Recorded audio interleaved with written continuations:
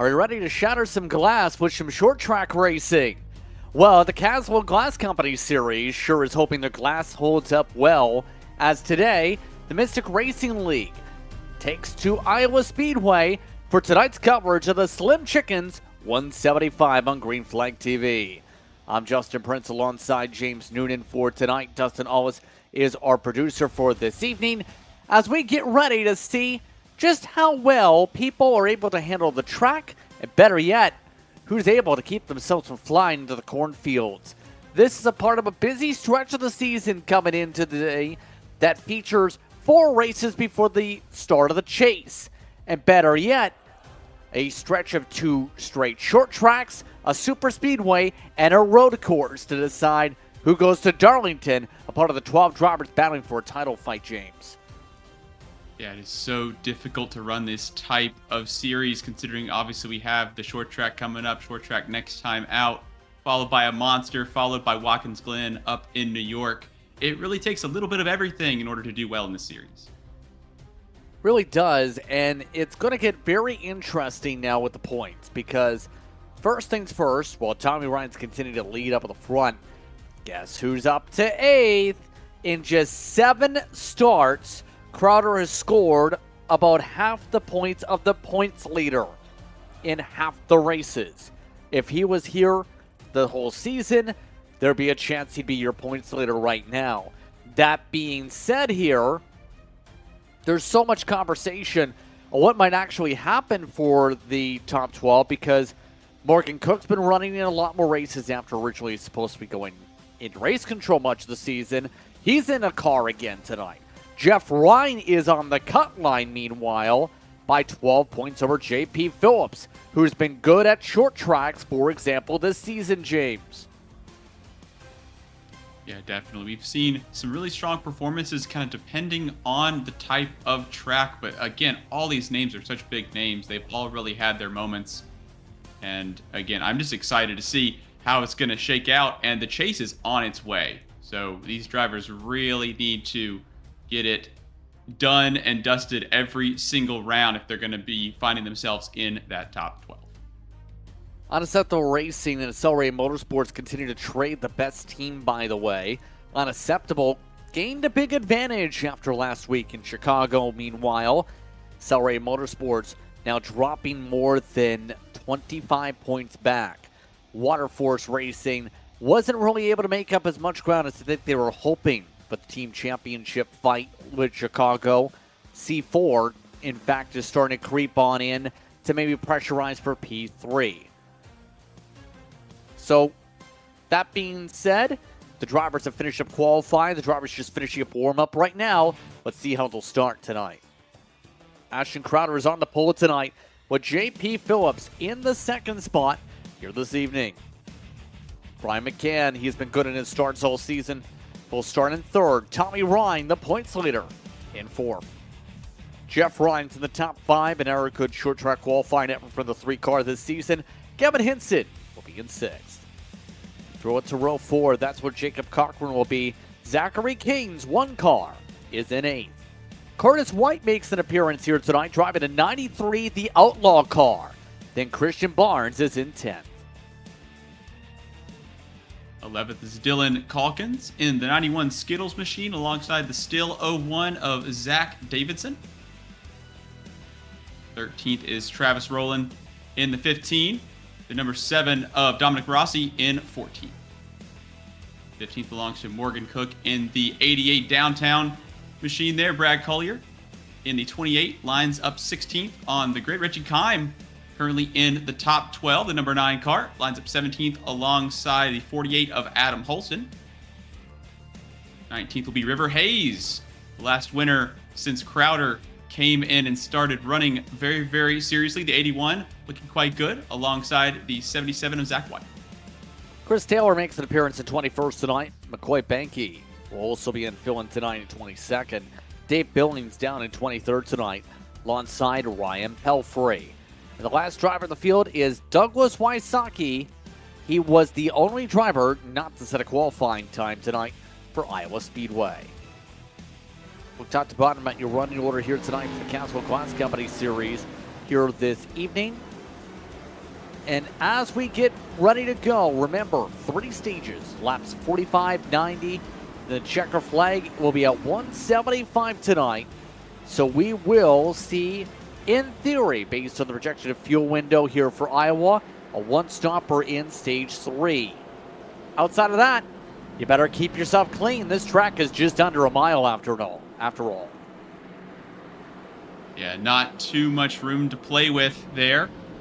And we will be seeing most likely some serious running near the bottom, as those tires will be nice and fresh. Once the tires start falling off, most likely going to see some middle and high side running from our drivers. But they can definitely go 3 wide, despite that this is a short track.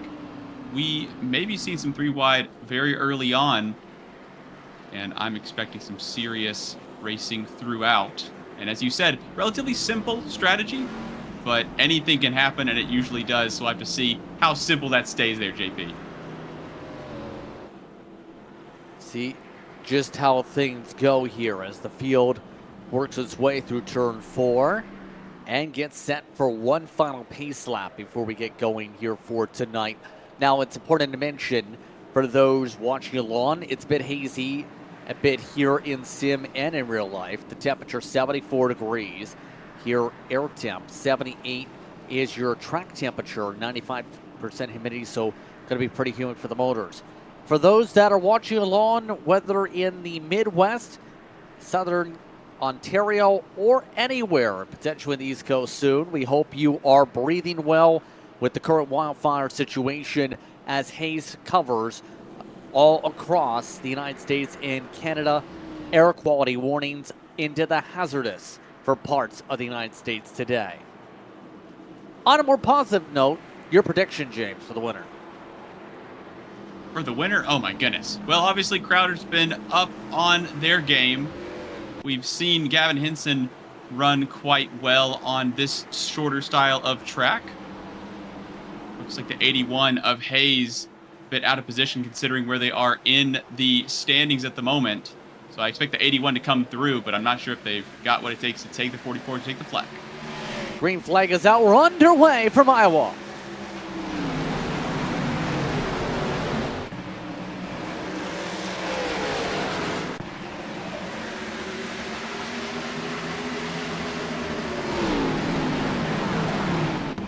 Oh, look at this. We got a wreck nearly. What a save for Gavin Henson. Henson was all the way on the apron, sideways after contact from Jeff Ryan. We stay green to end lap 1. Yeah, very close call. JP Phillips up at the front at the moment. One of the drivers trying to get their way into the top 12 for the beginning of the chase. Or the end of the chase, I should say. Again, they make their way through. No incidents so far. A little bit of 2-wide action further back, but quite well behaved at the moment. Quite well behaved, but this was near a disaster with Jeff Ryan trying to get on the high side. Henson, good car control to save that machine for the inside wall or correcting up the racetrack. Here's a look from Henson.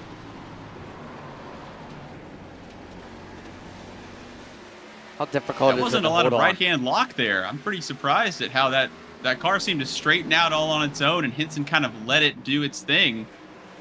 I was expecting all sorts of wrists and elbows. And again, really lucky to get away with that. Some fantastic car control. And again, no intentional here. You can see the 3's just trying to get high above him. Just goes a little bit deeper into the corner, constant contact. He is right now in a battle actually for the 5th position with Henson, who says, I'll take my spot back, thank you. And there goes the 39, back up to the top 5. First couple laps off the board as a result here with Phillips, as mentioned, leading. But already 2 drivers are on the move of note. Ryan Pelfrey is up 8 in the 16th. River Hayes is up 7 in the 12th. 81 trying to scythe their way through. Hayes, the last winner amongst the races that Crowder has been able to take. And we're having a look here at just outside the top 10 and wasted no time. River Hayes trying to get this done. Here on the outside. Trying to have a look at the back of Christian Barnes here in a second. Apologies, we have Travis Rolon in the 15 splitting us, going to that kind of middle line. Look at this for the lead, though. Things are happening. Crowder took the lead. He ended up getting the line. JP Phillips went up the track into the old pavement, losing ground, and that's one of the things. You have to stay where the new pavement is here. It was a partial repave for Iowa a few years ago. Phillips didn't turn. And just goes high, loses that momentum, has to try to gather it back up to get out of the corner. And now Brian McCann is interested in second position. Brian McCann running quite strongly at the moment. And the top three have a pretty decent gap on Tommy Ryan, our current points leader in the 99. So out front, looking relatively comfortable at the moment. Crowder looking to take off on his pace. He's a 10th quicker than everybody else on the racetrack at the moment. Take a look at some of the others battling. Zachary King looking pretty solid to start. He is still in the top 6 in the points coming in. Won both the races in Florida earlier. He's in front of this battle. Calkins making an appearance. First time in a little bit here for him. Christian Barnes, 4th in points. Looking to find a way to move up. No. 91 still getting the squeeze on him. All the while, River Hayes seems to be on the way. 81 working quite well, using that kind of hybrid line in the middle of the road. Side by side, Jeff Ryan, Zach King trying to have a look down the inside, nothing doing there.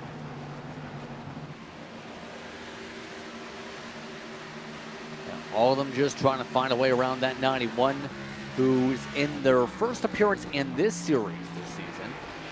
We have seen the name pop up some of the road courses, believe, this year. Yes, he's made 2 starts in the MRL. River Hayes passing on by, no issue. He's also taken part in some of the truck races in this series. Finished 7th, the truck race in Chicago this past week. Here's a look at King, ready to go underneath that 3. The 3 machine, though, a little bit of a pinch maybe on exit. King has the preferred ground, though. We'll see if the inside line works in the long term for the advanced work van's car. Oh, he hit him.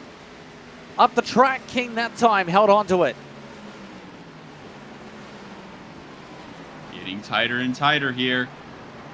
Zach King, Jeff Ryan swapping spots, still side by side, trying to find that new pavement you spoke about there, Justin.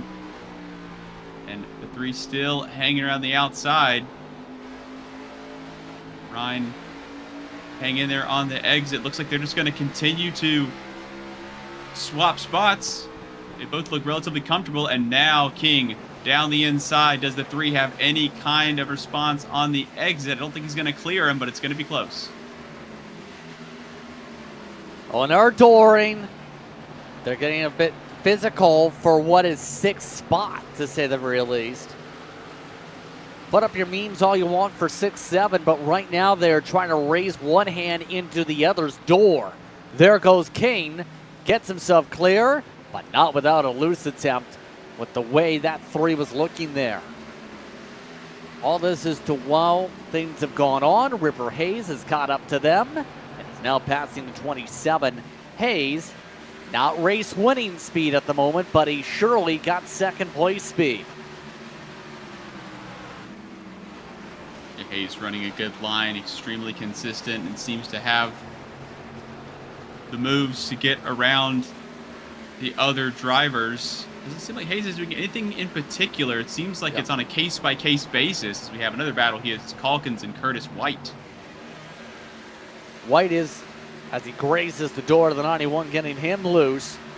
Not running points for the 93, by the way. This will likely be a point situation or a points penalty because you have to have the right manufacturer of the team and the number is wrong.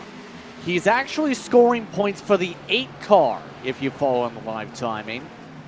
So we'll have to see how many points Curtis White's actually able to score for them. River Hayes, meanwhile, ready to attack Jeff Ryan. Interesting enough, Hayes is not one of those preferring to use the bottom in a lot of these cases. He's been trying to use the higher lanes on some of these entries. Better yet, some of these apexes to make passes. This time it looks like he's going to have to use the bottom. Trusting in those front tires, still looking like they're in a good window for the 81. It'll get trickier and trickier to go to the bottom on your competition as those tires wear out. Now it looks like Christian Barnes trying to have a look at Jeff Ryan, who is running quite well, but still, very, very close. The 27 up into the side. Ryan able to hang in there. Jeff Ryan able to hang in there. But quite a close call. Yep, you see just how much Barnes really wants this and how much Ryan really does not want to lose any spots here. Here's Roland trying to make the move in the 15. Trying to roll the top maybe. Take advantage of the situation. There goes one spot. Blocked off, has to get off the gas and lose the spot right back. Now Barnes comes straight back immediately. Jeff Ryan under attack once again. And Travis Roland in the 15 get a 2-for-1. Seems to have the body language that they're going to go high side, going to try to cut back across the 27, clear him on exit. Looks like they've got that cleared, and they're going to try to make a maneuver on the outside here of the 3. And no, Barnes won't go away. Nope, not giving up here. In fact, the 15's got it. Good chance on the outside if they're able to clear all 4. There's Ryan deeper on the entry. That costs him on exit, though. Roland able to clear on by in the 15. He's up to 8th position so far, +5 for that Toyota Supra. Well, 25 laps into the action this time by, for those just tuning in, Ashton Crowder is already up by 4 seconds. That's just about the difference between the 44 and the 32. Already near a full straightaway, James. Yeah, really, really putting the pace down. You see second and third still locked in. JP Phillips still has that second spot. Ryan McCann showing some decent pace, but not able to get around the 32. Tommy Ryan, meanwhile, has about a second in hand in front and in rear. So the 99 having a relatively lonely race at the moment. Good racing so far throughout the field. Yeah, it's been a clean run for the most part here so far today. Pelfrey continues their moves up to the field. The 31, who looked strong at Nashville Fairgrounds previously. One of those who didn't get a good qualifying effort. I think once you give some of these drivers track position, they'll definitely be able to do better than where they're running. But the main thing is right now, in the case of Pelfrey, it's going to use up a lot of Goodyear Eagles to pass all these cars. And you can tell that they're using it up because it's going a little bit deep there.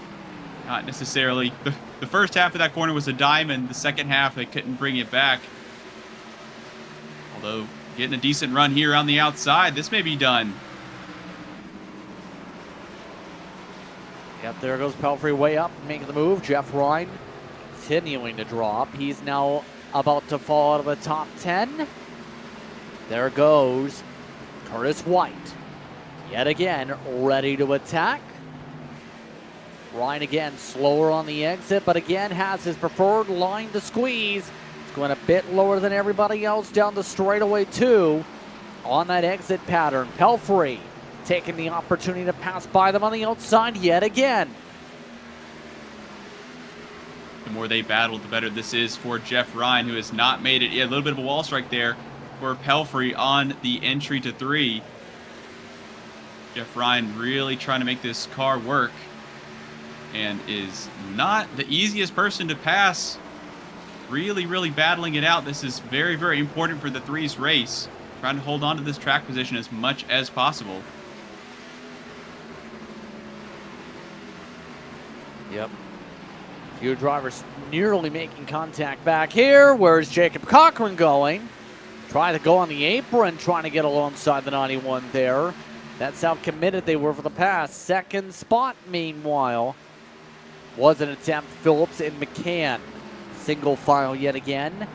They are almost 6 seconds behind the leader, who is 3/10 quicker over the past 3 laps than everybody on the track.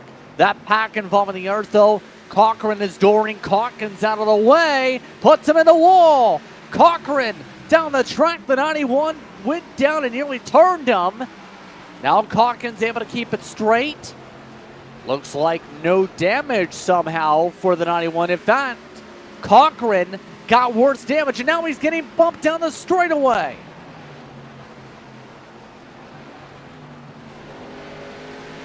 They are still wrecking. This was a few laps ago with the squeeze in the wall. That led into where we were looking before. Yeah, we've also seen Cochran with that left front over the apron as well on some entries, so it looked like it wasn't necessarily intentional the first time, but the second time, that 51 trying to use all the space available. As we'll get another good look here. But later on, oh, that was the same move. Oh.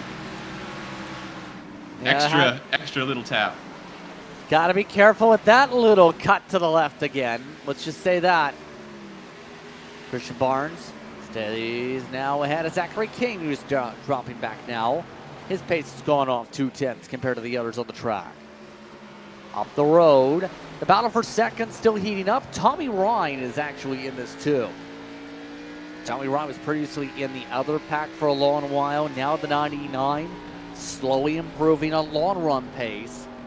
2/10 quicker than these two last time by. Tommy Ryan, 3 wins on the season. Current points leader, as we have said before, in the 99. Currently on board. And loving this battle here, I'm sure, as Phillips and McCann still are, the jury's out on who's going to be second. And I think that the 99 has firmly put their hat in the ring, looking for what kind of line, trying to learn some information, potentially trying to go with McCann on Phillips, if that's going to be possible. Phillips putting up a great defensive battle at the moment. We're already at less than 10 to go on the stage, about 7 laps to go. If this stage was the full distance of the race, let's put it that way, there's a strong chance the 44 can lap everybody with the way things are looking so far. Ryan digging to find a way around here, coming at 6 to go. The 99 trying something, but it's not working yet as the sun starts to set. It's getting fascinating up in the front here as they fan out, all in a line down the straightaway, almost 3 wide shape, and now the 99 trying to get underneath McCann. Tommy Ryan's on the way, and now we have a battle for third. And lap traffic ahead. How will they handle the traffic while battling for position? 5 to go in the stage coming up. There goes Ryan deeper on the corner. Can he clear the 6 yet? Tries to, no. McCann gets the gas and nearly hits the wall, as there's the first layer.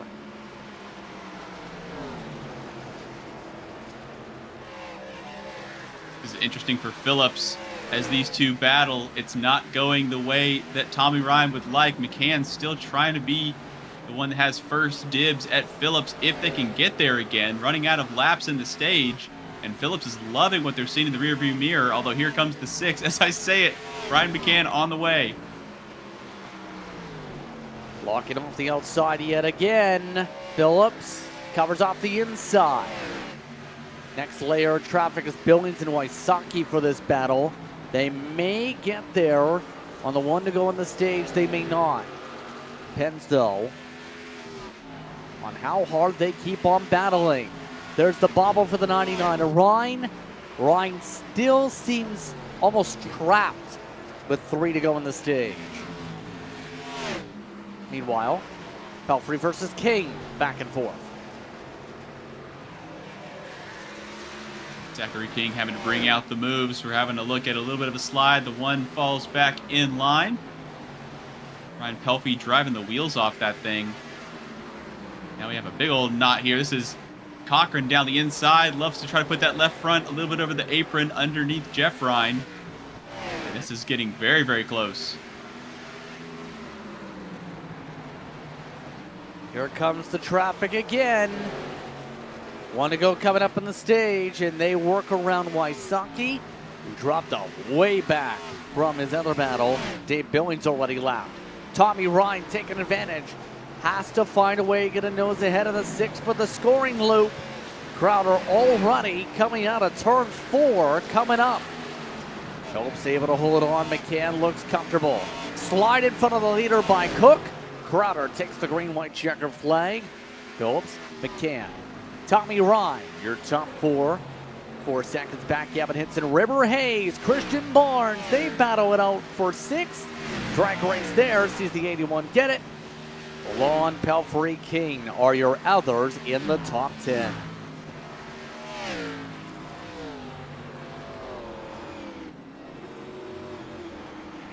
So on that note, Crowder at a large gap. We'll lose that gap now as we set up to start stage 2, James.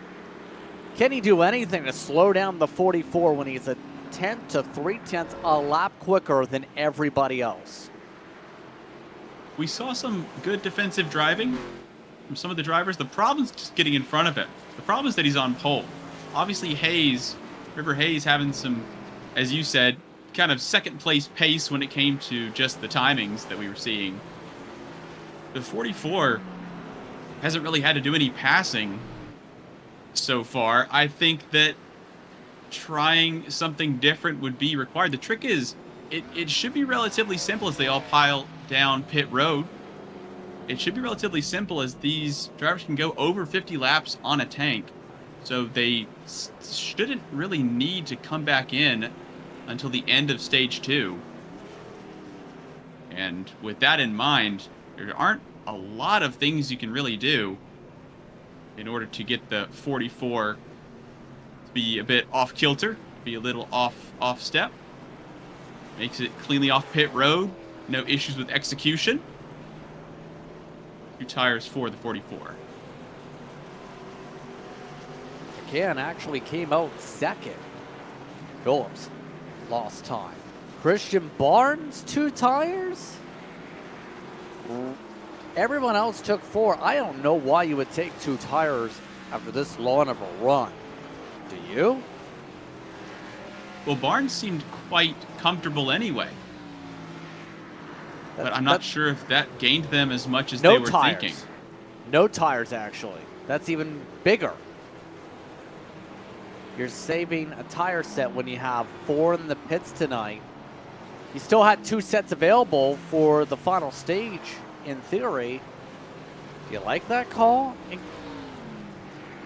Crowder also took 0 hearing, though. Hold on a second. 10 seconds. No tires for the race leader anyway. So 2 teams are saying they're expecting chaos in stage 3 and are banking an extra set of the sacrifice of stage 2. Well, I would not. Chaos has not been a word that has entered my mind the entire race so far. It has been relatively clean. There's been a little bit of door banging, if you could even call it that. And we only had 1 close moment, which was down the start-finish straight. And everything has resolved itself, so maybe they know something that I don't in terms of how they're going to attack this second stage. Might be about to see something here, JP, if some of the front runners are potentially expecting. This may also be the way to get Crowder, is if Crowder's trying something interesting or something different. It may not be the right way. Crowder's zigging while everybody else is zagging. That might be what is the chink in the armor for the 44.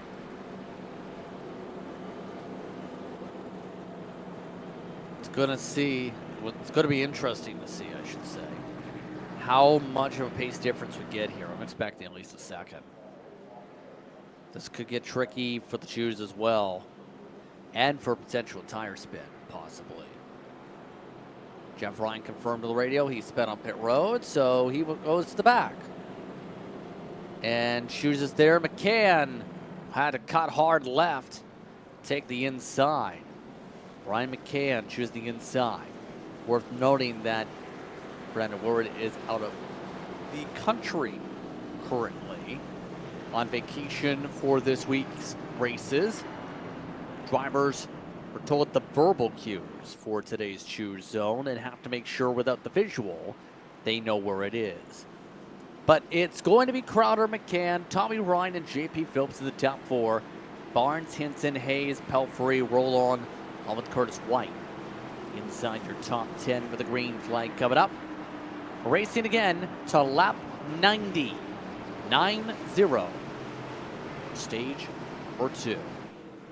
iRacing pace car will go to the safety pit road. Crowder, see how well that car handles. Off and away we go. Back to racing. Jacob Cochran came down pit road on that lap of the restart, thinking the caution was going to get extended, and it wasn't. And McCann drives his way to the lead. Black flag here, and by the way, Douglas Wysocki multiple laps down though. He is right now running 22nd, one lap should say. Will be multiple laps down if not clear.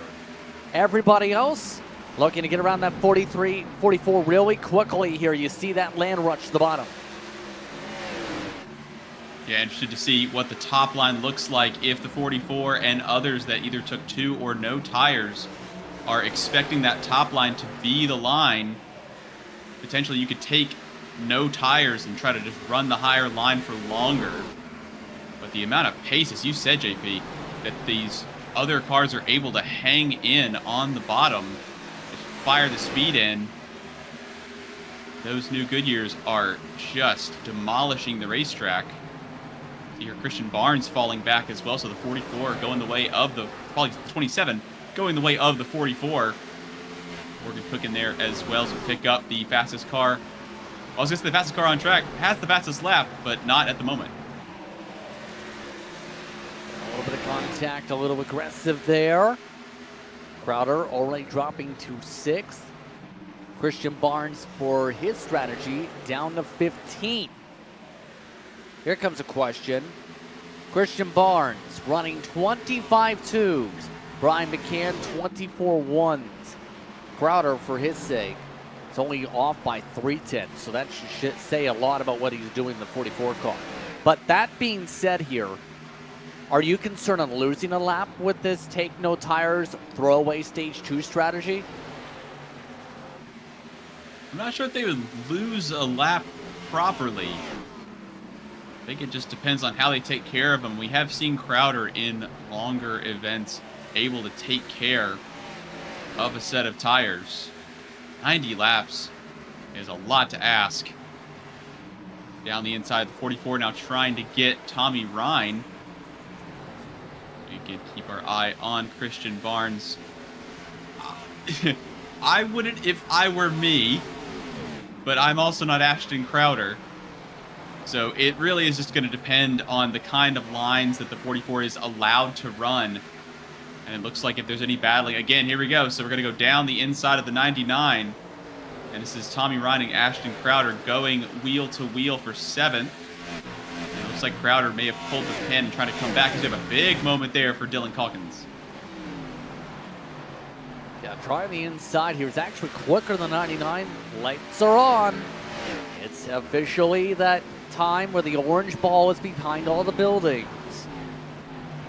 44 actually makes a pass here. Track temp is higher than what we started at 83 degrees Fahrenheit currently. We haven't talked about the wind too much yet either. You've seen that pop up around near 10 miles an hour. That has been an issue at some of the racetracks as of late, causing issues in the corners with how gusty it can get. Yeah, even more so into the entries it's not necessarily how hard the wind is blowing, it's the unpredictability, right? You go into the corner, it's all fine. You go into the corner, it's all fine. You go into the corner, oh man, massive tailwind. And you can either lose the rear or have a potentially better straight line speed tucked in behind another car, as we see battling here. Zach King trying to have a look at the enormous accident. Zachary King turns Curtis White in the wall. Caution flag is out. And White is done. That was too close to that fender. Jeff Ryan also got spun at the time of that. He spun. This was somehow no caution flag with Jeff Ryan, one part of the racetrack earlier on. But more importantly for Curtis White, that is a tough one.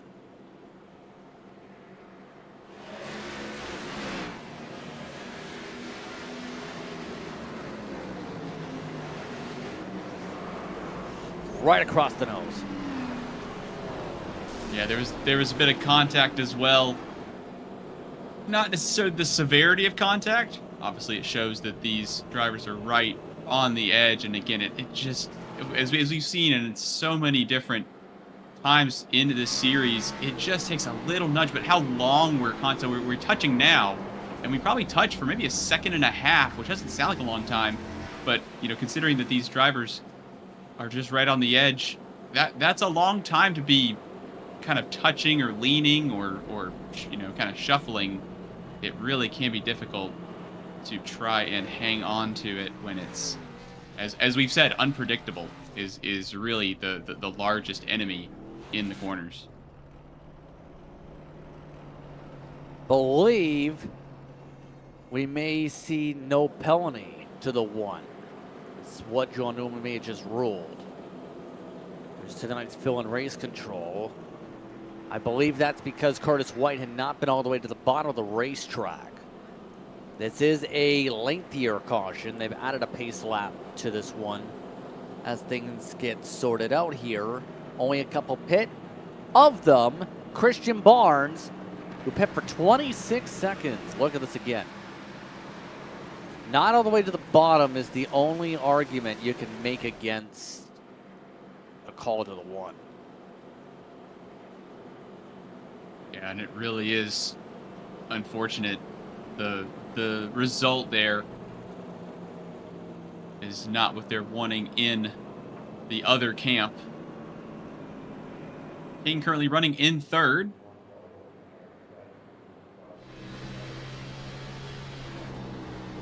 Watch this.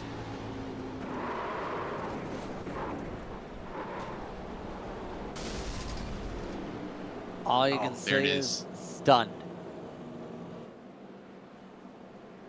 And that's kind of the only reaction you can have to that. Or side up, of course, lots and lots of anger. But you can't do anything when it's that razor bit of the rear quarter panel like that. It could be so difficult to judge that from either car as well. Trying to have this close quarters racing, as you said, not necessarily all the way to the bottom of the track, and so it's just such a tricky scenario to be in. And obviously, the drivers still fresh off of the restart from stage 2, so trying to feel out their competition, but a little bit too much. Rubbing is racing, but it can also end in tears, as you were speaking out, as we have to choose. Curtis White ends up asking for an EO on this situation, but no penalties distributed outside of that. A lot of people just choosing based on where they're running, essentially. Outside of a couple cars, Douglas Wysocki nearly wrecks a car trying to choose the outside. But Brian McCann is the one in control for the restart yet again. He chose the outside. Gavin Henson's up to second. Zachary King with that contact is up to third with Pelfrey in fourth. Holston Crowder is still in sixth. big difference compared to Christian Barnes, who apparently had to get some repairs done, it appears, under the caution, or had to run out of the car for a moment. He did take tires, so expect the 27 to fly. Here we go for the restart. Green, green, green. We're back to racing.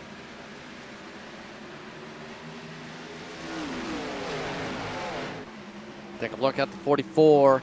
Munster's already on the bottom.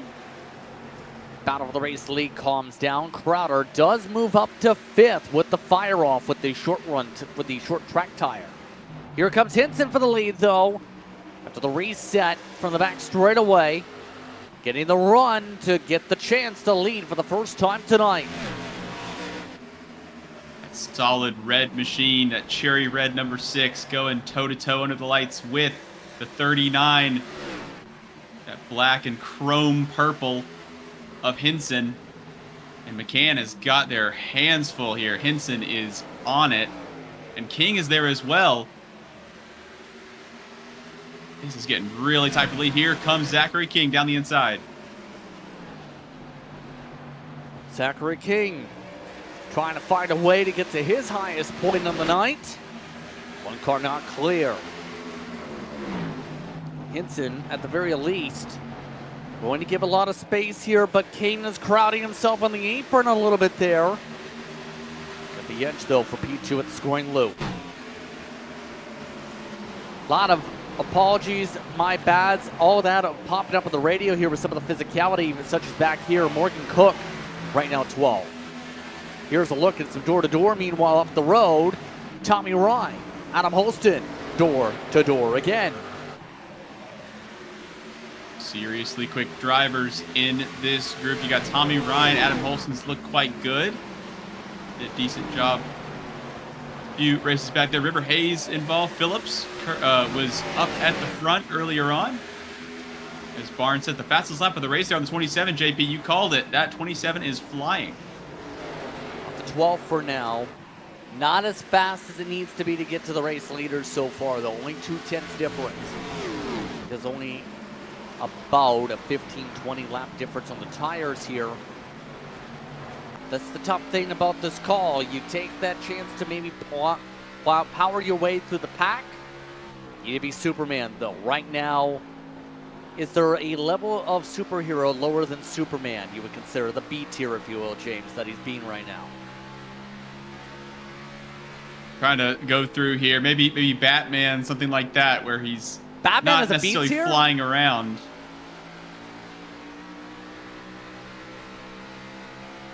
I mean, I know the letter starts with B, but is Batman considered B tier when he's one of the strongest movie franchises? I don't know what to say. Oh, in terms of movie franchises, I think that I would swap those around. I'm thinking in terms of superpowers. Speaking of superpowers, here in the middle of this, that Barnes down low, Holston involved, and up top, Zach Davidson. 27 trying to make his way forward. Right now, Holston not looking great. Davidson in an appearance in the series tonight. That 01 is in the wall. We'll scrape a little bit of the chrome. Meanwhile, I don't know how to say this, but Crowder, I don't know how in the world he is quicker than a majority of the field on this set of tires.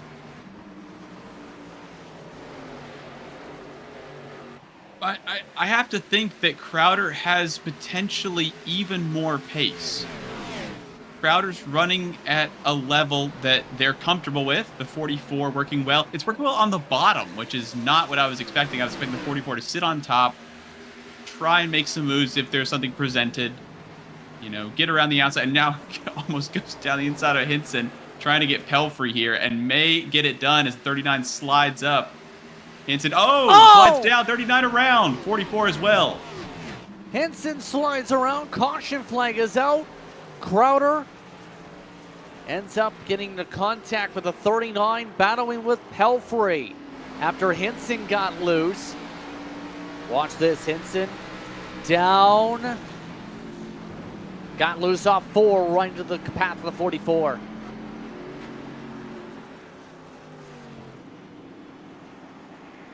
Yeah, that corner never looks good for the 39 obviously able to straighten it out, and yeah, it just never stopped turning left.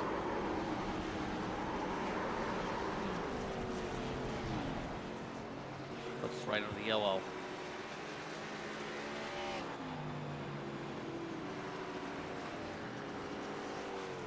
And so, now what do you do? Do you take the tires now? Do you stay out? And the answer is, let's stay out. Unless you're Crowder. He's coming down. So, this will likely be his first tire set right here. Race control making the call. Cause of caution. Race control has noticed 39 got loose off of 4. Collecting Crowder.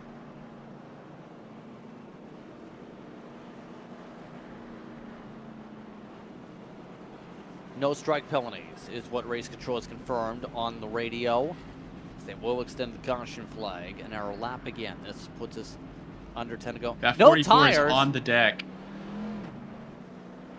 What? I don't think I get the reference. That 44 is not lifted up. So obviously, if you're taking tires, they're going to be lifting up the car on either side, which is what we in the booth are looking for. And that 44 stayed planted on the ground. The phrase of "smoke them if you got them," or all sorts of different ways of saying it, but Crowder is just continuing to run. I was going to make a joke about how they didn't have to really remove the tires. You just got to put on some new ones because Crowder may have ruined them. I'm quite impressed with how far these tires are going. I'm also impressed with the fact that the 44 is able to use whichever line they want, the same as the other drivers that have come into the pits. That's where I'm most impressed. Working the bottom underneath drivers on older tires is not easy. And again, if it's me, I'm thinking, man, I just don't want to go up into the side of somebody. You're battling Hayes, you're battling earlier on the 99 Tommy Ryan, trying to stay down low and get those spots. And we were working on the 44, trying to work on the 39 of Hinson. And I mean, if they work, they work. More power to the 44, but it's certainly a call. It's a bold statement. Crowder tonight is heading out with the C4 camp. We're at 2 degrees. You know what? I am curious of something. We do have the option here. I'm taking it. Curious. Let's bring Ashton Crowder onto the radio here. Ashton, why have you not taken a set of tires yet? Sorry, wait. Let me turn you up just real quick. Can you please restate that question? Why have you not taken any Goodyear Eagles by lap 80? Oh, I'm not telling you that. No, I'm joking. I felt like this race had a yellow feel because the first stage went so clean, and I felt like it was going to be a good case there, but sadly 39 got loose in front of me, made some contact, which I hate, so that's kind of puts us in the back foot here, and the strategy not too good, but I figure if I'm going to stay committed to the strategy, I got to stay committed, right? So, we're going to wait until the end of this stage and then take my stuff, and just realized it didn't count these lanes at all, but hopefully it'll turn out all right. We had really good long run pace in that first run. It's cooler now, so it won't, as I just got hit under yellow. Oh, so nice. Oh man, wow, that's awesome. Yeah, well, I there's think a raw reaction for you. You did pass the 77 there. Well, he's a lap car. Right. Okay. Yeah. And he was supposed to be behind. Hey, anyways, we're going to try our best here. I appreciate you bringing me up. Got a raw reaction, so that's really funny. I can't wait to hear that one later.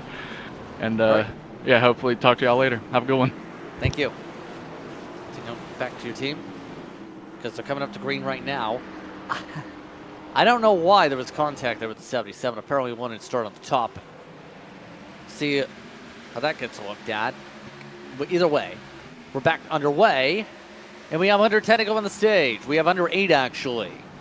Pelfrey is the second, by the way.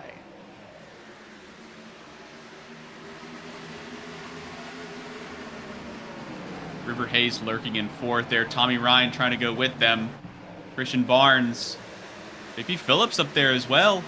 Well up into the top 10. High side goes Dylan Calkins, maybe losing some spots to Banky and Cook. Looks like safe for now, but this is really, really tight. Almost 3 wide off the corner. Barnes, Hayes, and Ryan.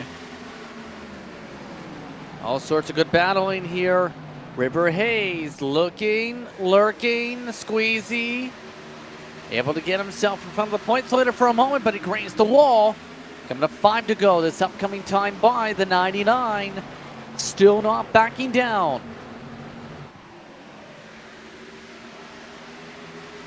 It's getting really tricky there. Zachary King trying to keep control.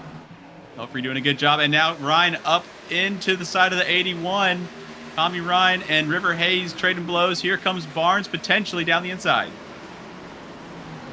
Newer tires starting to have an issue here to make some passes here. Crowder, by the way, see how much he's just riding. He's actually made passes right now. He's up into 14. He's going to take tires eventually. Going to be one of the big movers back to the pack likely. But we'll say River Hayes not done working in this 27. Into the door he goes.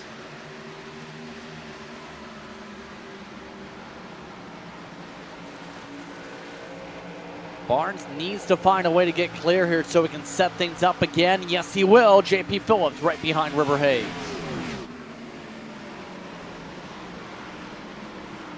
Barnes feeling so strong down low. Meanwhile, way up the track there, Morgan Cook, it looks like, yeah, the 88. And has McCoy Banky on their tail. Meanwhile, out front, it is McCann who has a bit of breathing room, if you can even call it that. And Tommy Ryan has no breathing room. Oh, and a big old swap across the stripe. 2 laps to go. Christian Barnes still trying to attack Tommy Ryan. Brian McCann since the pit stop for Crowder, or rather the tire call for Crowder, has dominated the stage. 36 laps in on lead laps. Hawkins getting passed by Crowder for 10. 1 to go here in the stage. McCann, Pelfrey, King secure. Barnes, how badly does he want one singular point? We'll see. His teammates up front. The Water Force machine has to lift. So it is McCann who gets a stage win. Pelfrey, King, Ryan, Barnes, your top 5. Hayes, Phillips, Holston, Cochran, Crowder. Top 10 James. Well, that was a pretty good stage. That was interesting. So I guess the question is, and obviously I should have this in my notes here, JP. Is there a requirement to come into the pits and change tires in this event? No. Obviously, Crowder, we would expect them to take tires. But I guess if there's no rule, the 44 may just continue to run. We'll have to see this pit cycle. As again, we are under the, and that's a little bit of a close call. That really has to get them. Obviously, there's not going to be any incident with the pace car, but it is always terrifying to see as you're approaching it over 100 miles an hour as they all trundle down pit road. Everyone makes the peel down. Should likely see most drivers take 4 tires for the lengthy stage 3. Can taking his time. Tommy Ryan with an earlier stop when a couple lanes lower might actually have an opportunity here to pass the 6. Crowder. Is he going to take tires here? He's on the jacks. First set of the race. Christian Barnes, I believe, took no tires. McCann beat Pelfrey and Ryan off the race off pit road. Zach Davidson, who pit the last caution, electing to stay out though. Bit of a bolder call for the big picture for the 01 car. Yeah, I think they may be hoping for something else to go awry. Something else to come in to play as we're hearing no tires for Barnes. The 27. So again, the 27 has some of the freshest tires from the last run. And doing battle with the 99 earlier on, putting on quite a good show, but in the end, not able to get there. And has really made themselves a contender in this race. McCann has not gone away. Barnes has not gone away. Ryan Pelfrey, as you mentioned earlier, up in the top 3 earlier on. I think actually second, if I'm not mistaken. And now still running quite well. Tommy Ryan, of course, doing battle. Zach King in the top 3 earlier on as well. River Hayes has not made the impact all the way up to the top 3. But that could be trying to save as much as possible. And again, going for the overall race win. It's most likely on, well, it's going to be on everybody's mind now as we are into the final stage. 2 to green, this time by Zach Davidson. Looking to see how long this car sticks at the front. Same for Barnes, who pit now has about 25-ish lap level tires. Everyone else on fresh Goodyears. The 44 going to be a talking point with his speed in 11th into the pack. But for the drivers up at the front again, good opportunity for Pelfrey yet again popping up here. This 31's been good on these types of tracks. He's proving his worth here in that Chevy with how much that machine has climbed to the order.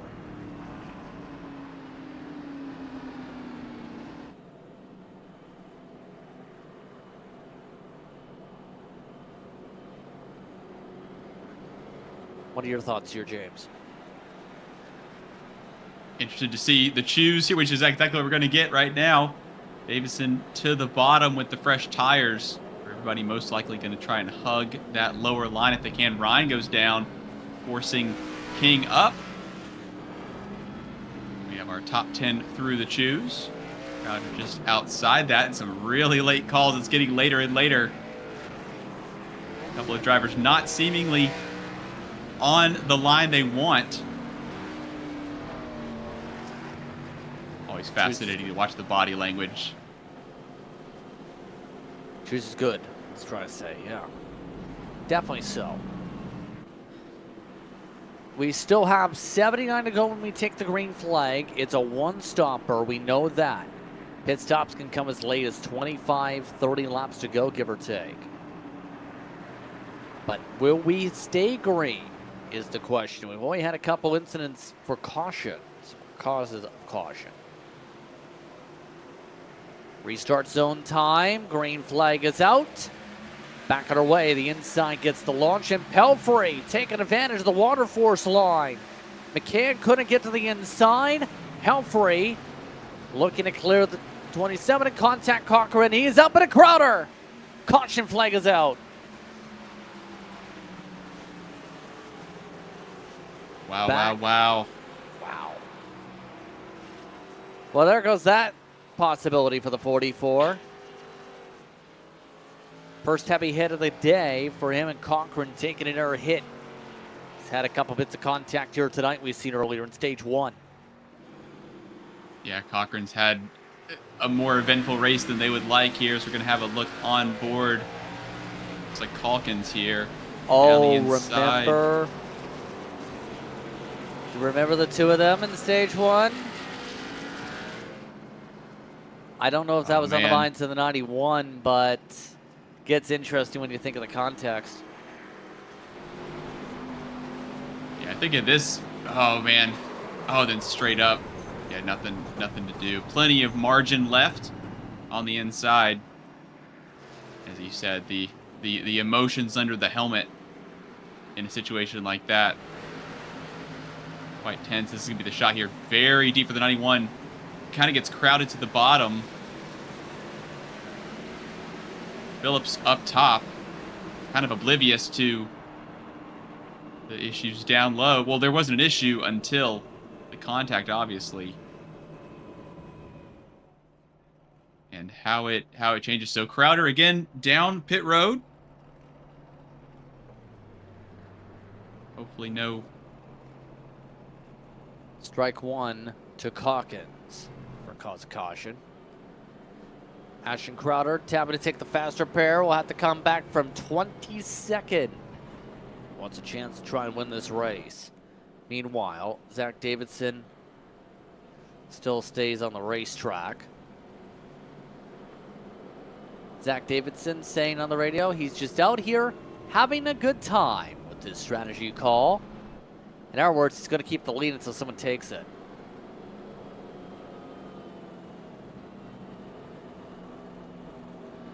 Good to hear that the leader's in good spirits. A lot of times you'll have drivers a little further back that feel like they have some good pace, and they will be nice and chipper. Kind of see how things go. Whatever happens, happens. That kind of talk. And the leader will be sweating it. We'll be sweating bullets, basically.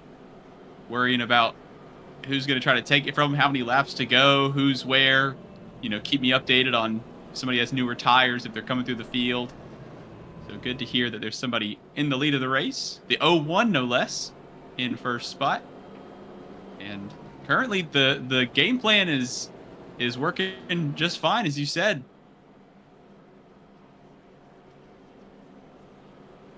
Let's see if we're choosing here.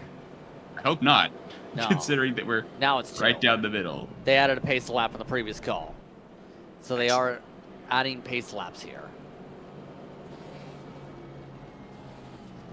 So as this gets set up, reset your front. It's Davidson, Pelfrey, Barnes, McCann, Tommy Ryan, King, Hayes, Holston, Phillips, Cook.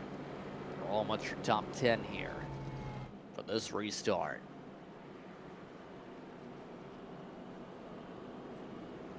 Who are you keeping an eye on for this restart outside of the 44? I'm interested to see Tommy Ryan and Zach King. I think that's going to be a side-by-side battle. That's what I would expect. Brian McCann able to do some serious racing throughout this event, staying out of trouble. River Hayes still trying to come through. That march seems to have halted a little bit, but I've also been proven very wrong by the 81, who seems to kind of have a slow roll. I say slow, obviously a racing driver, but has the mentality of waiting for the opportune moment and going when it's necessary. And that always puts the 81 in good stead. See a very late Tuesday for Dylan Calkins. Final one across the stripe.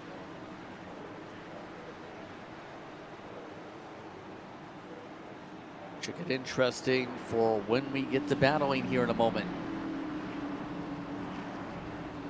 The entire field making its way up to 73 laps to go.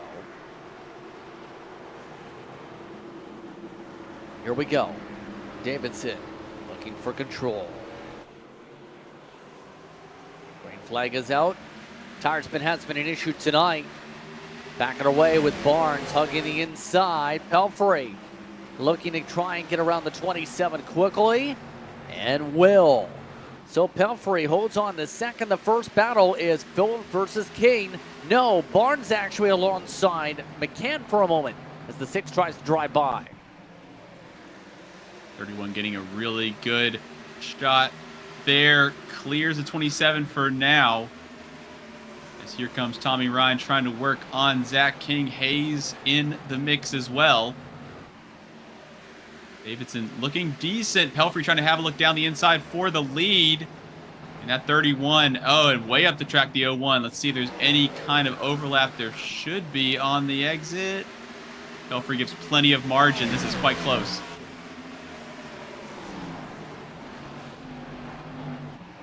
All this is to say, Pelfrey is in the lead for the first time today.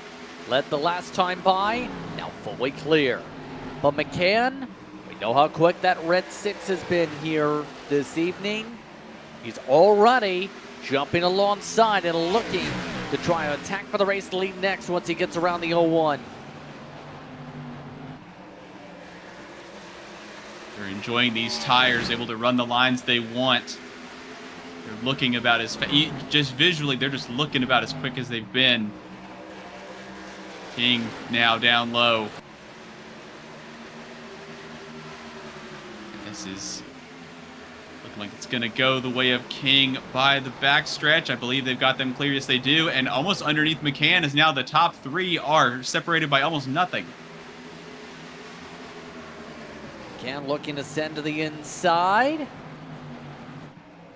There's the quarter panel nearly to the number. Trying to find a way to get there with 68 laps to go. Well, close maybe for comfort down to the entry area. But McCann does have at least the chance to wear out that 31. A little bit more burn up on the right front, maybe to turn more in on the bottom. McCann again will have to reset though as Pelfrey gets clear again.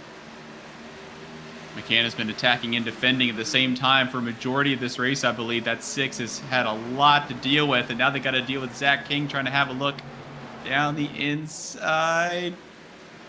Meanwhile, Zach Davidson further back still has not been harassed by any other drivers, so looking strong in fourth at the moment as these three are absolutely putting on a show.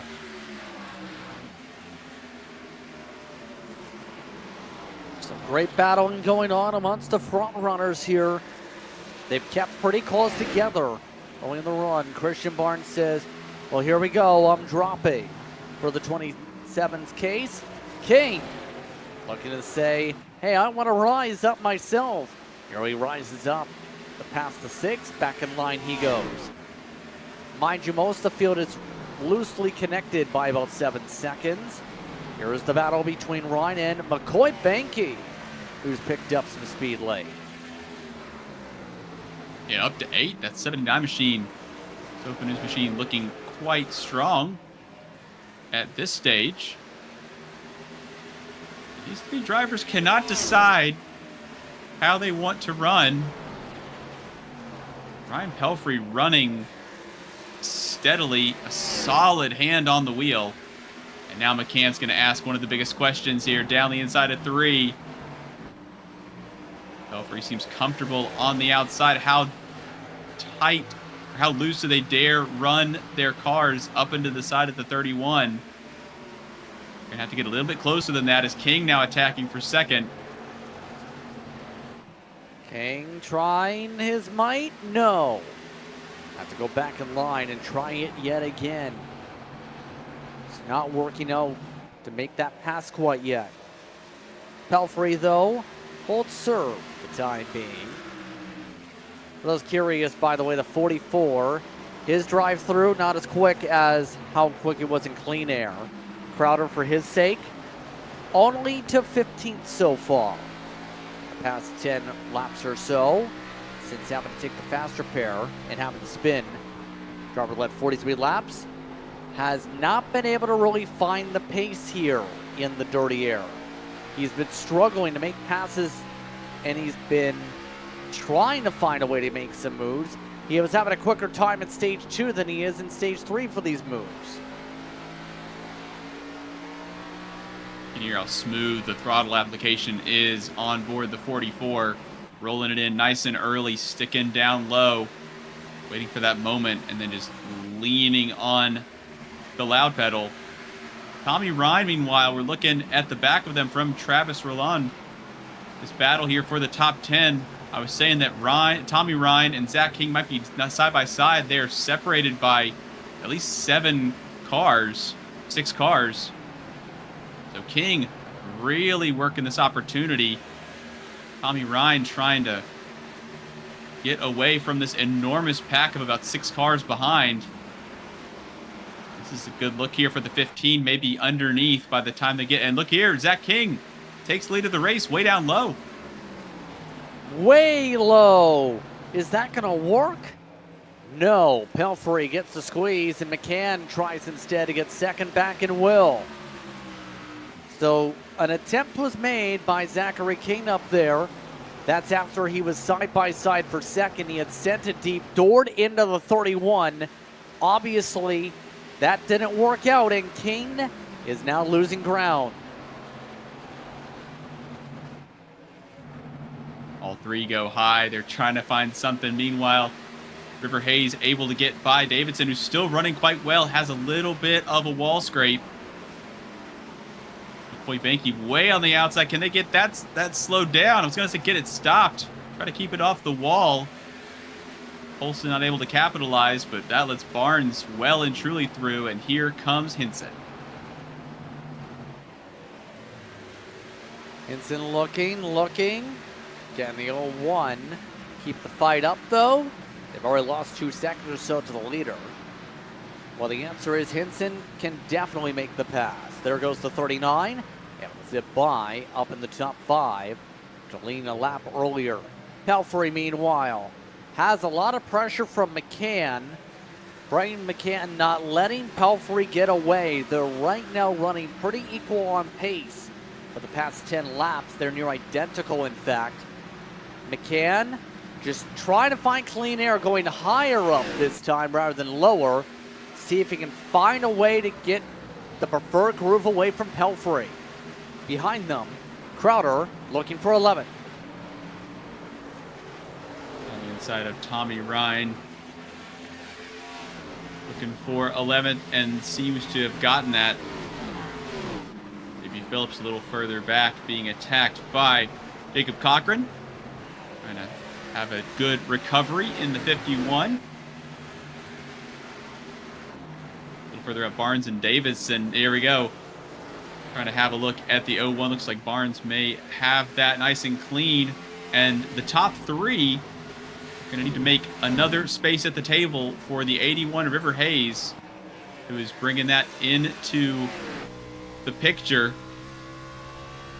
And maybe might be getting right into the back of King. Here we go down the inside, wasting no time. River Hayes again resetting. Able to drive his way into this conversation for the first time tonight. 81 known for his short track ability, just looking around, just searching low. Nothing doing that time. So how does River Hayes do this is the question. We still have 51 to go. We're inside the window basically to pit from here on out. This is an interesting call. If anybody comes down, considering we are at the point where you would be good to go. Might be having too much fun out there. The top 4 separated by half a second. I don't think Pelfrey would be enjoying this as much. Obviously in the lead, but that's more of the type of leader that you would expect somebody, again, sweating it out under attack by 3 different drivers. We've all shown speed across as now the 81 and the 1 side by side. A bit of door banging. And again, less and less margin as we continue. Oh, near contact. The 1's able to clear. A little bit of near contact popping up. All this is to say, Pelfrey remains up at the front lead, 23 laps since taking over the race lead. For Pelfrey, good opportunities arising here, but some of the drivers back here looking to just keep it clean. You have drivers like Banky nearly into the door. Roulon able to clear by. Tommy Ryan looking to get around. Little half look by Holston as well. Trying to figure out if they're able to get around Banky. Oh, has a big swap. Way down lows. They're going to head into 3. Meanwhile, Crowder around Barnes. Crowder up to 6th position. It's Gavin Hinson in between Crowder, as now they've paired up here, JP. So we have 1st and 2nd, 3rd and 4th. It's Pelfrey, McCann, and King and Hayes. Pelfrey looking for his first win in the MRL this year. If he's able to keep this up. Right now, the battle for 3rd is worth noting. Hayes continues to look and look and look. And with that, both of them are bleeding time. Hayes again to the bottom. No, says King again.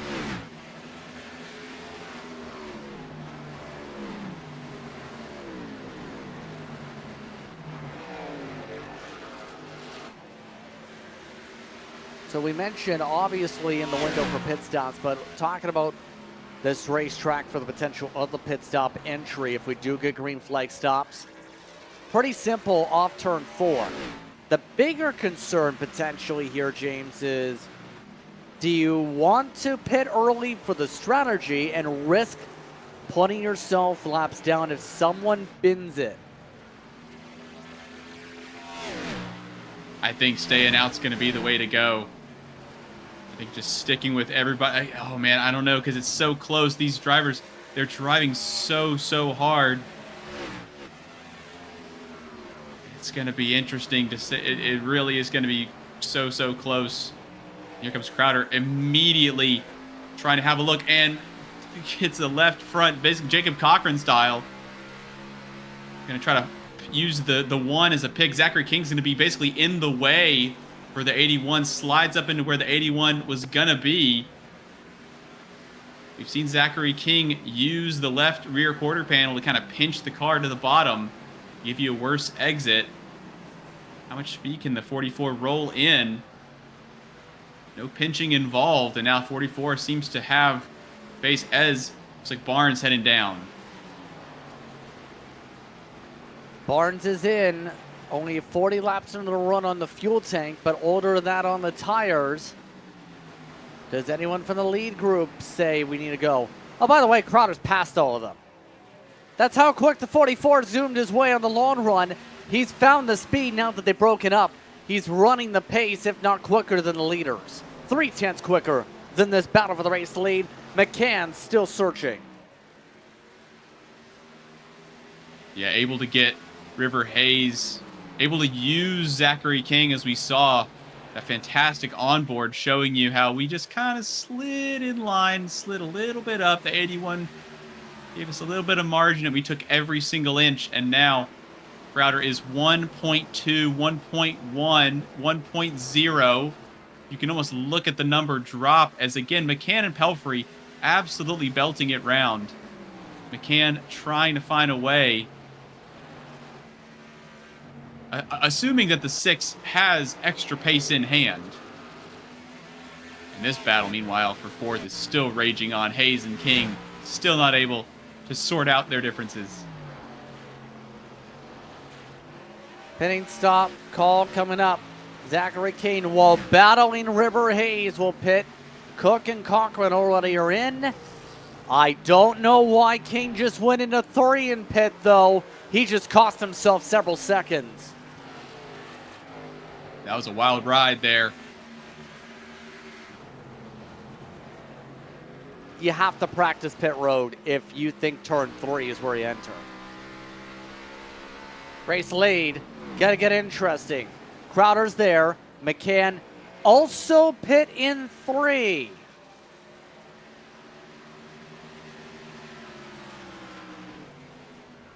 Maybe that's the only thing I can think of is if we missed him briefing from race control on that. But Crowder's in the door, right alongside Pelfrey. Side by side they work.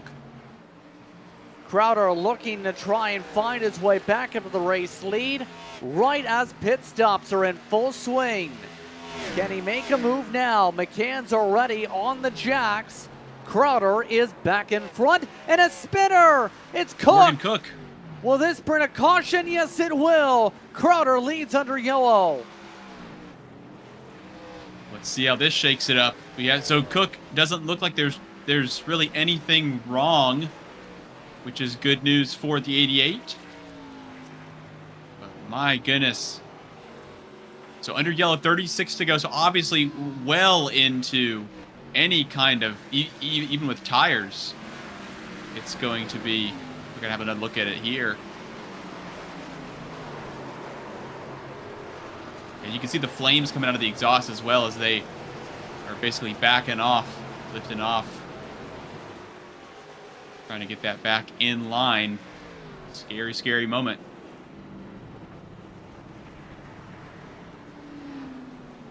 So Crowder with the leader at the time of the caution. This is pretty big. A lot of people are still on the lead lap at the top of the yellow flag, but The 44 nearly contact Pelfrey in front of Hayes on the cut across.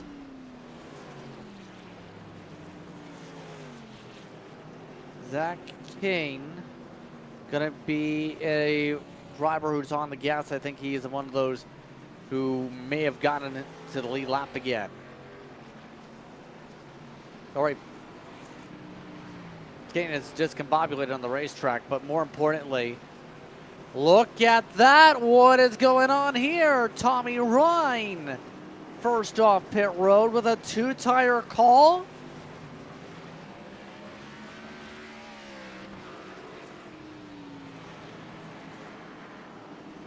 The 99 not having the pace that they had earlier on. Maybe Ryan knows something we don't in terms of what they've got in the 99. Doesn't seem like we've lost too much. Obviously, the right front's going to be the tire trying to nurse. Coming out of the corners, we saw Gavin Hinson have a bit of a wiggle. We've had a couple of other cars having maybe 2 or 3 others that have had a bit of a wiggle. But on the exits, they don't seem that bad. It seems like the entries, as we saw Cook going around in 1, looks like the right front's going to be the only tire that really is going to be under scrutiny when it comes to how much pace you're able to extract. That's why we were so impressed with the 44 earlier on. Crowder able to run that low line despite having 4, let's be honest here, horrible looking tires, I would assume. So the 99 trying to re-up their right front and hope that that will be enough. It's going to be interesting here.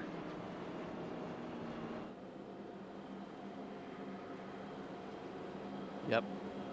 It's going to get wild. JP Phillips, by the way, also on 2 tires.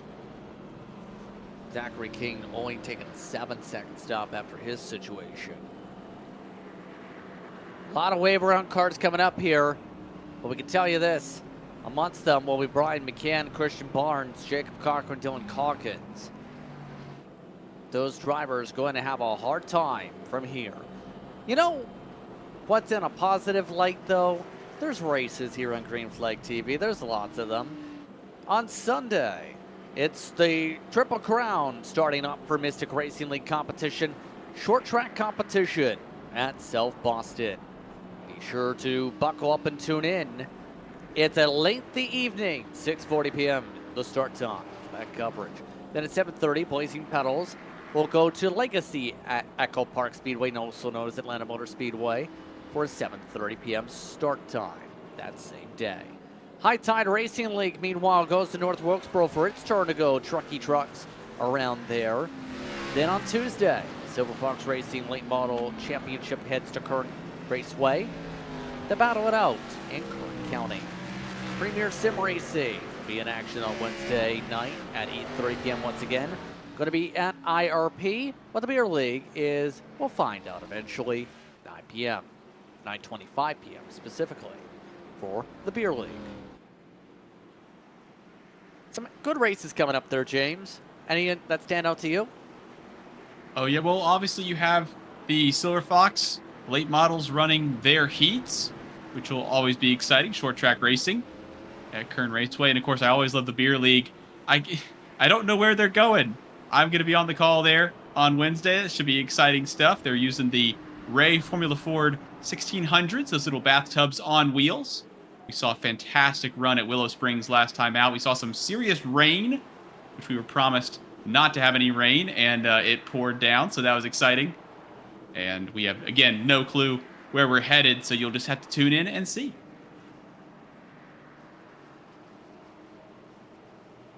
At a later restart, Curtis White will start at the tail of the field. Got an EOL request.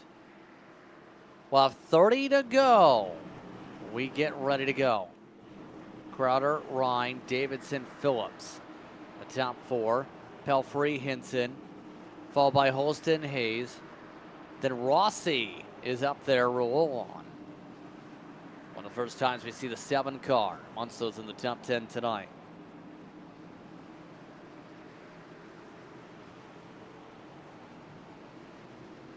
Interested to see what Reggie Kime and the number 9 can do. Currently sat in 12th position. Try to see if they're able to make up any more spots. Green flag is out, 30 to go. Tommy Ryan first on the gas. Looks to try and hold back the 44. Blocks off the inside.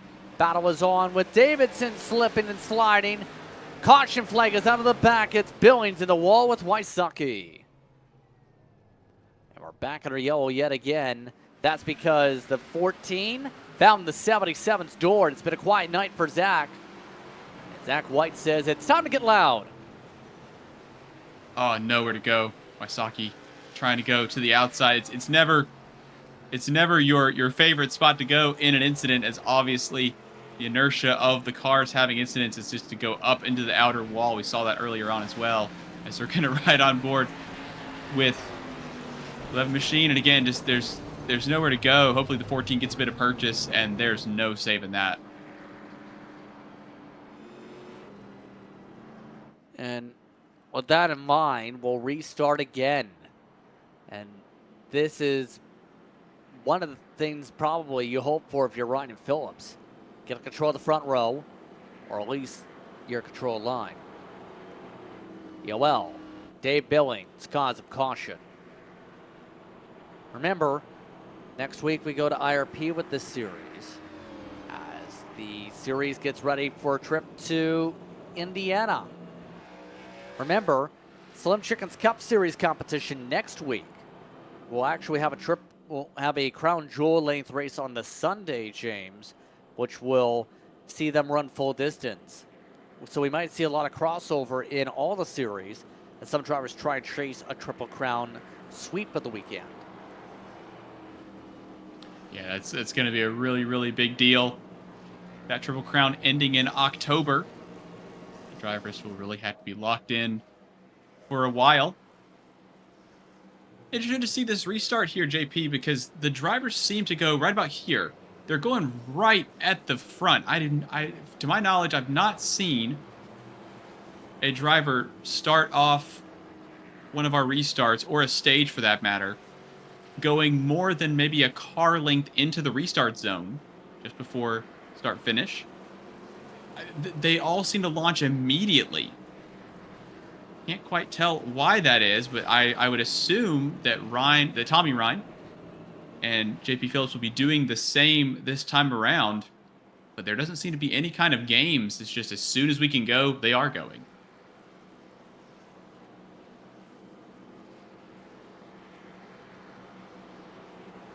So all that's to say, Morgan Cook, one of those taking pit road service this time. The 99 at this point going to have to try and hold off everyone else for Tommy Ryan, looking for win number 4. It's been a while since Tommy's actually got himself to victory lane with the way things have gone. Tommy Ryan's last win, you have to go all the way to Portland in April. Since then, River Hayes, Christian Barnes, Zachary King, Gavin Hinson, and 5 different Ashton Crowder wins taken place. 2 River Hayes wins, should say. It's been a while since the 99 has actually won a race.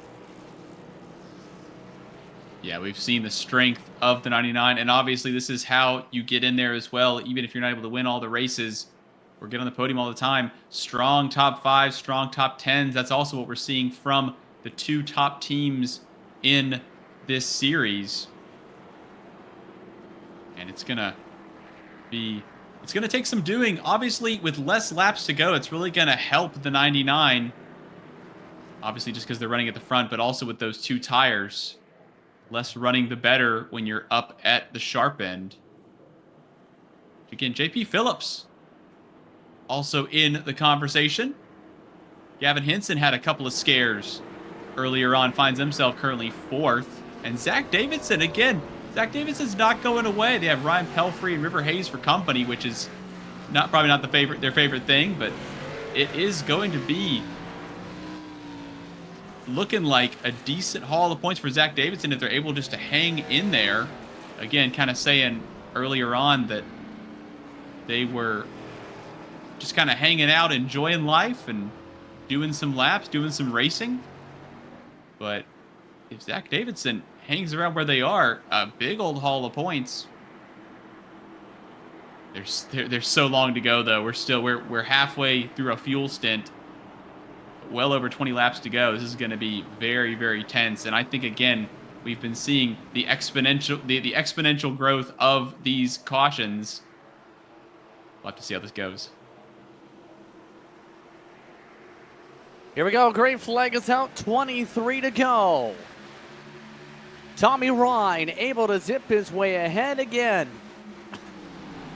Crowder looking to try and find a getaway through this time. Got a better launch than the 32. Now Crowder for the lead. Ashton Crowder trying to wrap the bottom. 3 wide for third. Crowder on 4. Ryan on 2. 22 laps to go as the 44 of Crowder still can't find a way to get the edge. Tommy Ryan hanging tough, coming right back at the 44, who is inch perfect on the bottom at the moment. The 99 kind of giving a bit of a squeeze. What's this going to look like on the exit? A bit of contact. It's getting quite close. River Hayes on the way as well. This is frantic stuff. Still not fully clear. Yes, and Tommy Ryan nearly wrecks it. What a save by Tommy Ryan. River Hayes will now go on the attack. River Hayes to the outside. Can he streak his way up to P2? Yes, he will.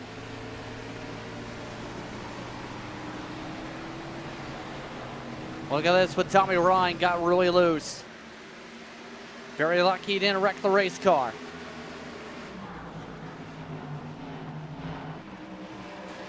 All that's to say, with 20 or so laps to go, Pelfrey, once he was on the attack, you see JP Phillips still trying to defend on the 2 tires. They are starting to fall back. Pelfrey really trying to find a way to at least get on the podium here. The 31 up the racetrack, trying to get around JP Phillips. Tommy Ryan does not look comfortable still.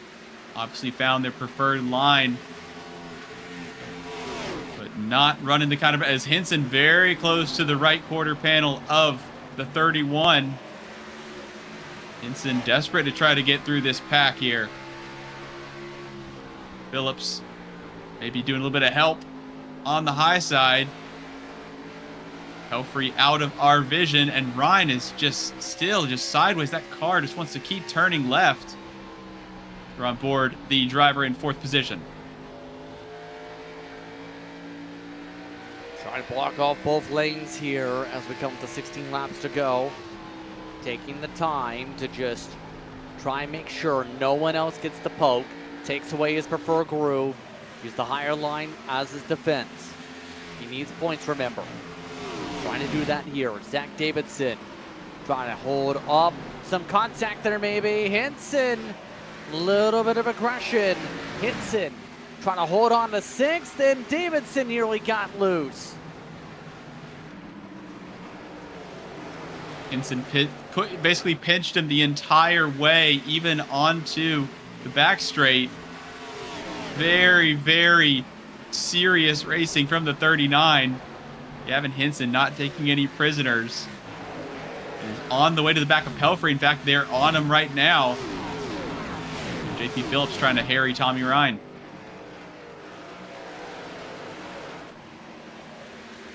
All this is to say, Crowder is pulled away by more than a second. He's currently pulling away with River Hayes up there. See how Tommy Ryan still trying to work the bottom. Phillips preferring the middle groove to take away that line for Pelfrey from here on out. Holston in the background is one of the battles going on. Remember Brian McCann, who had to go to the back of the field with the wave around situation because of the time of the pit stop? Well, the 6 is back in the top 10 up to 9th. Making some excellent progress is the 6, and down the inside on Davidson. The 01, that fantastic track position. Trying to hang tough here. 13 to go. McCann down the inside. This is getting tight. Oh, man, this is getting really close. JP Phillips on the outside. The 32 and the 31. We've seen how feisty Henson has been.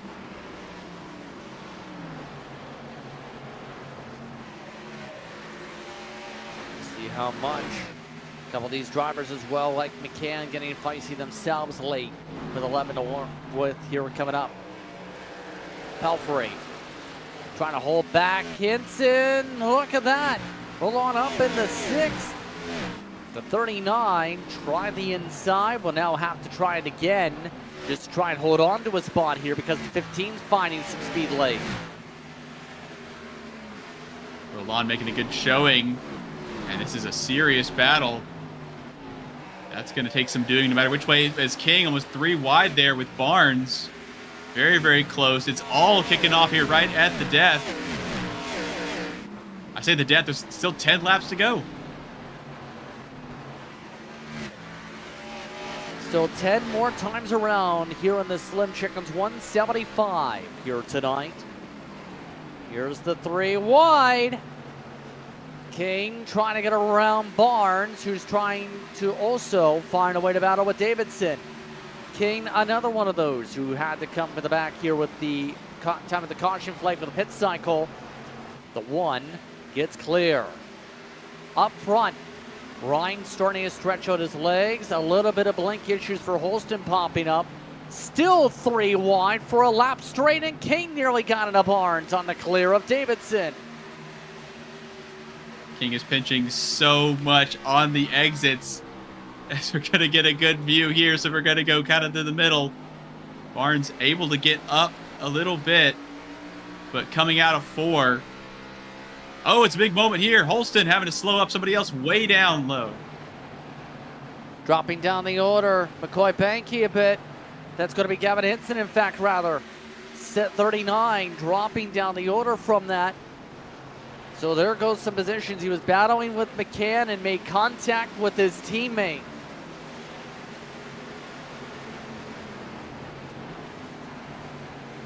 Up the track, into the wall.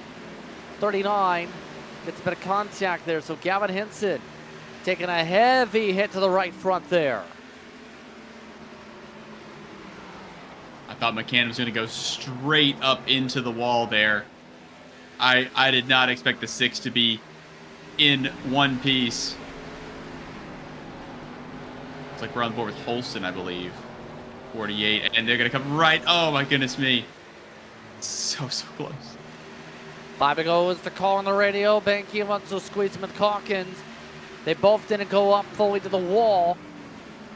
That 91 already has a strike to its name here tonight. Calkins not trying to add another. More contact yet again. Dominic Rossi watching this as they go bang, bang, bang. Narrow one. Oh, and another one. Banky up the track.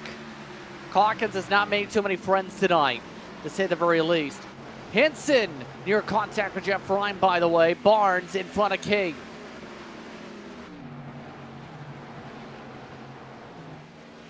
Right now the race leaders look like this meanwhile.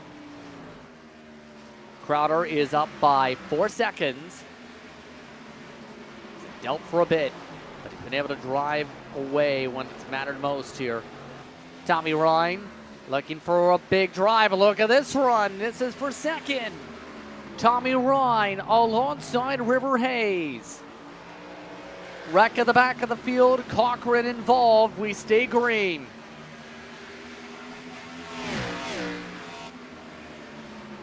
Things bubbling over at the back of the field involving the 91 again. Side by side. Once again, still for second. We're coming up to 1 to go. More importantly, Ashton Crowder trying to hold on. They're bumping to Bay McDonough Rossi also in it. Funny how that happens 3 times, but the white flag's already out. Near door-to-door contact for second still. River Hayes squeezing Ryan down through 3 and 4 for an unreal number yet again. Ashton Crowder gets the win at Iowa.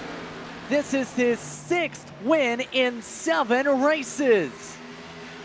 Second, just about and does go to Tommy Ryan. 0.06 of a second at the line for second position. so close. Only about a tenth, about 2/10 second to third or second to fourth. But wow, what a performance from Crowder. And it didn't go their way the whole race either.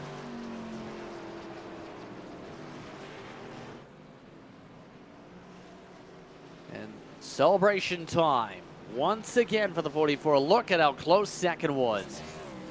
Great battle for second, and Crowder will go for burnouts on the Legends Oval. Oh. Or try to. Talk about short track racing here.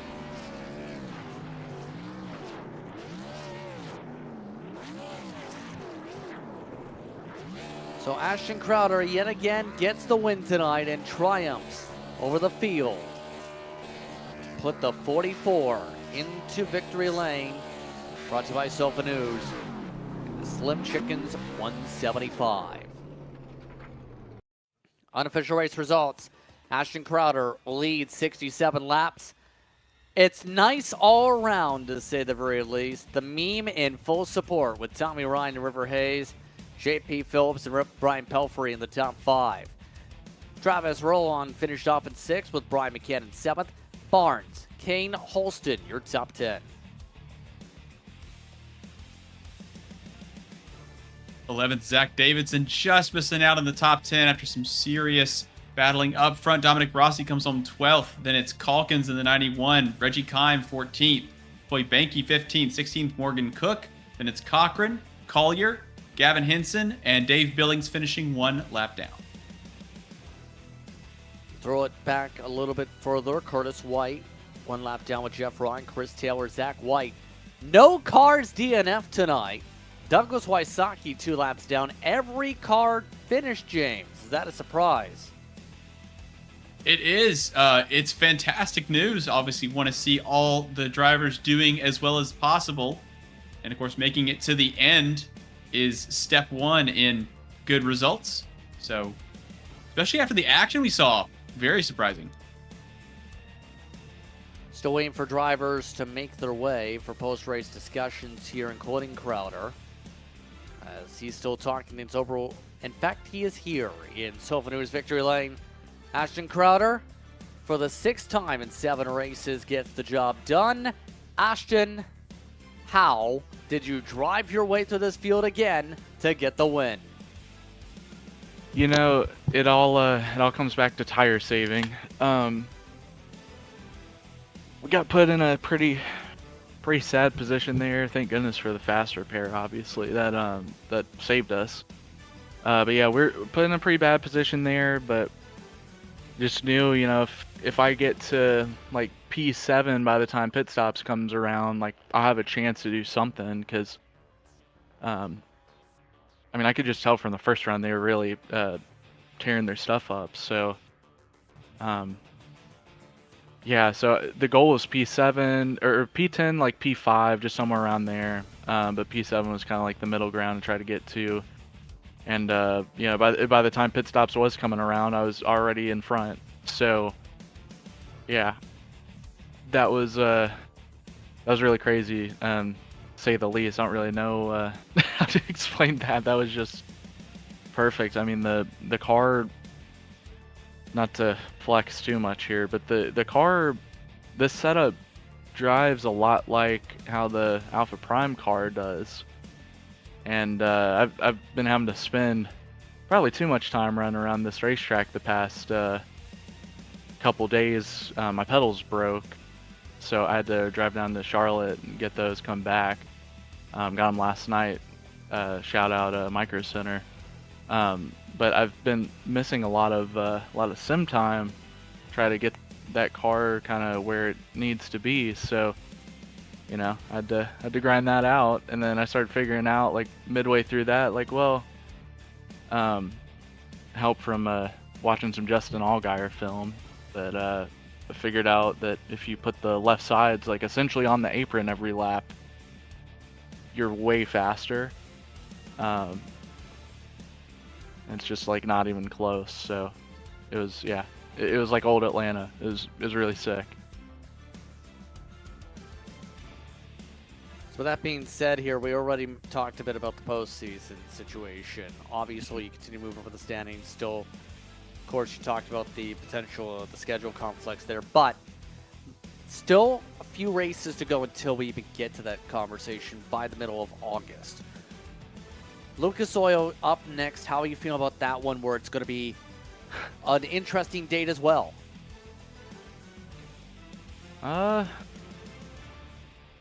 I don't know. I mean, I don't know much about that track, I'll be honest. I feeling pretty neutral, I guess, just because I don't really know anything. So yeah, I mean that'll be interesting. I think the track on here, the last time I talked to somebody that was running it, it's not like locked to the high lane anymore. I don't know how accurate that is. If it's not, though, I think it'll be really fun. I guess the alternative is running at the big track, and the big track you can't pass at all. So being at a short track, I think is a little bit better in that sense. I think in real life they're running the like oh man, what do they call them with the little ears on the back of the spoiler? You know what I'm talking about? I know what you're talking about. Just can't think of the term myself at the top of my head. Yeah. Yeah, they're running that package, I'm pretty sure, with like really low horsepower. It's like 450 or somewhere around there.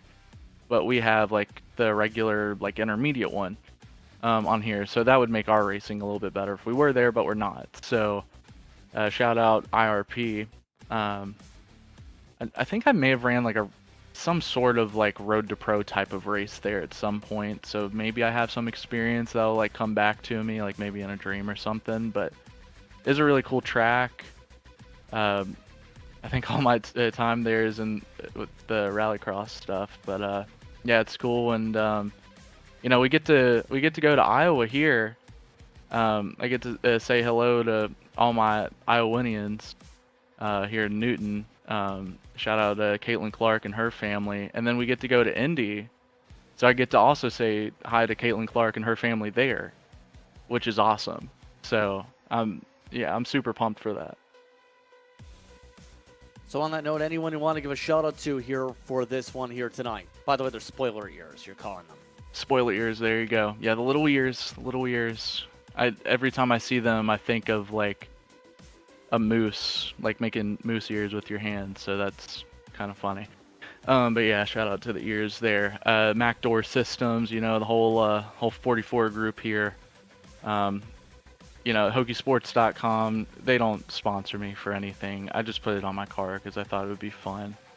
And you know, this paint scheme is essentially just the San Diego one.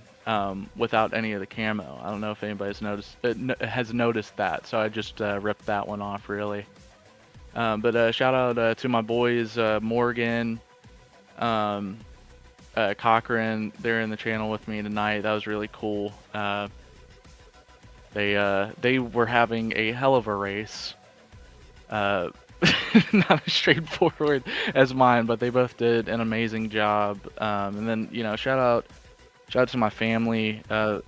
My girlfriend's finally producer. Oops.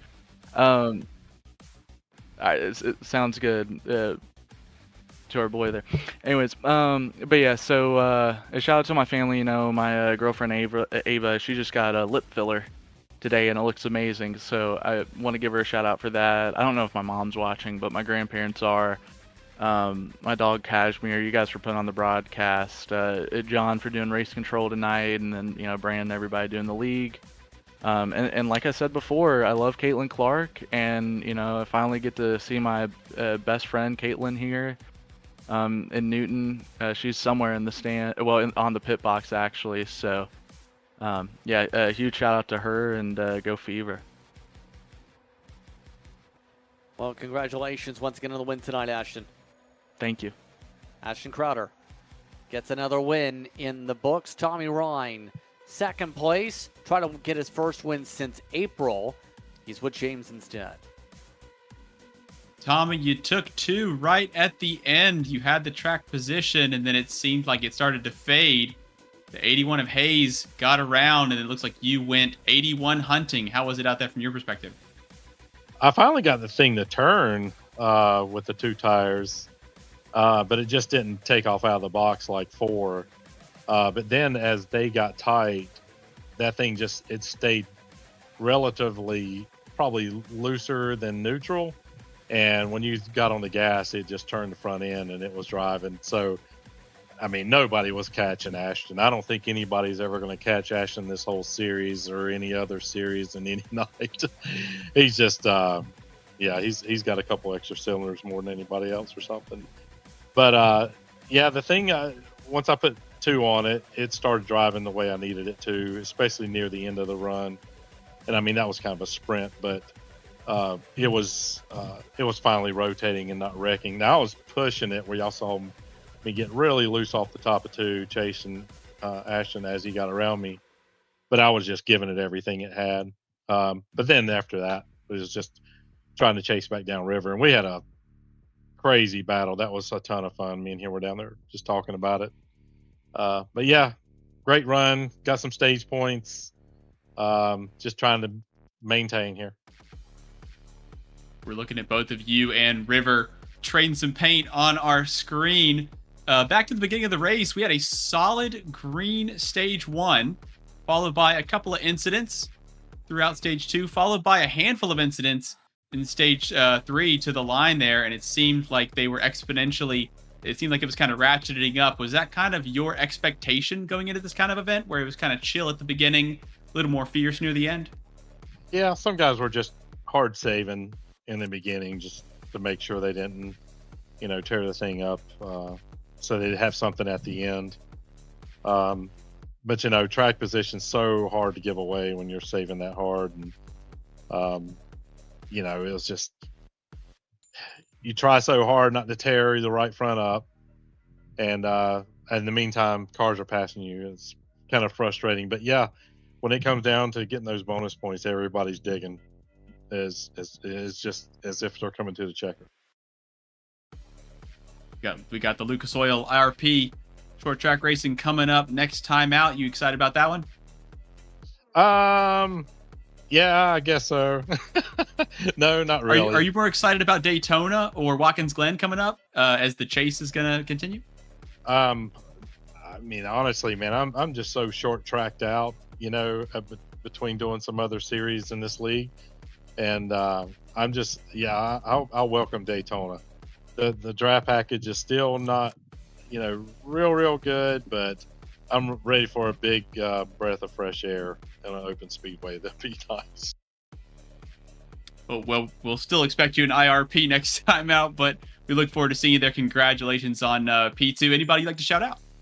Oh, yeah, man. Thanks to Northern Tool and Equipment and Jameson Custom Corvette and Caswell Glass for sponsoring the series, and you guys for making us all famous. So appreciate everything.